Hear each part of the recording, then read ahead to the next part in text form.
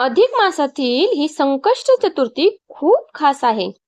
संकष्ट चतुर्थीच्या दिवशी उपवास कसा करावा, गणपतीला अभिषेक कसा करावा, पूजा कोणत्या क्रमाने करावी, चंद्रदर्शनानंतर व्रत कसे सोडावे आणि या दिवशी कोणत्या चुका ह्या नक्की टाळाव्यात. आजच्या व्हिडिओमध्ये आपण तेच जाणून घेणार आहोत की संकष्ट चतुर्थीची संपूर्ण पूजा पद्धत सोप्या भाषेतून जाणून घेऊया. चतुर्थीच्या दिवशी सकाळपासून रात्रीपर्यंत नेमके काय करावे? संकष्ट चतुर्थीच्या दिवशी ब्रह्ममुहूर्तावर किंवा शक्य तितक्या लवकर उठून स्नान करावे आणि स्वच्छ कपडे परिधान करावेत. घरातील देवघर स्वच्छ करून गणपती बाप्पांसमोर तुपाचा किंवा तेलाचा दिवा लावावा. अनेक जण विचारतात की उपवास कधी सुरू होतो? स्नान केल्यानंतर गणपतीचे स्मरण करून व्रताचा संकल्प हा कसा करावा आणि त्यानंतर दिवसभर उपवास पाळावा आणि कोणत्या पद्धतीने पाळावा, तर उपवासाचे काही नियम आहेत. तुमच्या प्रकृतीनुसार निर्जल उपवास, फळाहार किंवा दूध फळांचा उपवास करू शकता.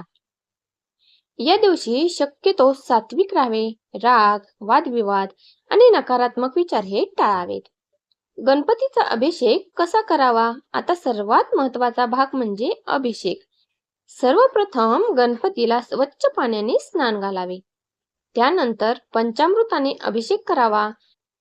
पंचामृतामध्ये दूध, दही, तूप, मध आणि साखर यांचा समावेश अवश्य असावा. अभिषेक करताना सतत ओम गण गणपते नम या मंत्राचा जप करावा. पंचामृतानंतर पुन्हा स्वच्छ पाण्याने अभिषेक करून मूर्ती स्वच्छ पुसावी. तुम्ही कोणत्या पद्धतीने करता ते कमेंटद्वारे नक्की सांगा. संकष्ट चतुर्थीला दुर्वा का वाहतात? तर चला पाहूया.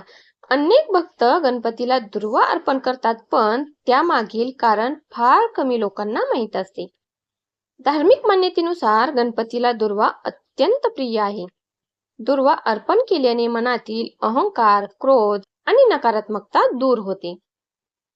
पूजेदरम्यान शक्य असल्यास 21 दुर्वांचे जुडगे अर्पण नक्की करावेत. संकष्ट चतुर्थीला कोणते मंत्र जपावेत? जर तुम्हाला मोठे स्तोत्र म्हणणे शक्य नसेल तर फक्त हा मंत्र नक्की म्हणा. ओम गण गणपते नम हा गणपतीचा अत्यंत प्रभावी आणि लोकप्रिय मंत्र मानला जातो. त्याचबरोबर वक्रतुंड महाकाय, सूर्यकोटी समप्रभ, निर्विघ्नं कुर्वे देव, सर्व कार्येषु सर्वदा हा मंत्र देखील नक्की म्हणावा. संकष्ट चतुर्थीला कोणत्या चुका टाळाव्यात? सर्वात महत्वाची गोष्ट, संकष्ट चतुर्थीचे व्रत करताना काही गोष्टी टाळणे आवश्यक असते. कोणाचाही अपमान करू नये, खोटे बोलणे टाळावे, विनाकारण रागवू नये, अन्न वाया घालवू नये आणि देवपूजा मध्ये कोणतेही अडथळे आणू नयेत. चंद्रदर्शनाचे विशेष महत्व आहे या दिवशी. संकष्ट चतुर्थीच्या व्रतामध्ये चंद्रदर्शनाला खूप महत्व आहे. संध्याकाळी चंद्र उगवल्यानंतर त्याला अर्घ्य अर्पण करणे, चंद्राला अर्घ्य दिल्यानंतरच व्रत पूर्ण होते असे मानले जाते. संकष्ट चतुर्थीचे आध्यात्मिक महत्व काय आहे? तर या व्रताचा खरा उद्देश केवळ इच्छा पूर्ण करणे नसून मनामध्ये श्रद्धा, संयम, सकारात्मकता आणि आत्मविश्वास निर्माण करणे हा आहे. उपवासामुळे शरीराला विश्रांती मिळते, जपामुळे मन शांत राहते आणि पूजेमुळे भक्ती वाढते. यामुळे जीवनातील अनेक गोष्टीकडे पाहण्याचा दृष्टिकोन हा बदलतो.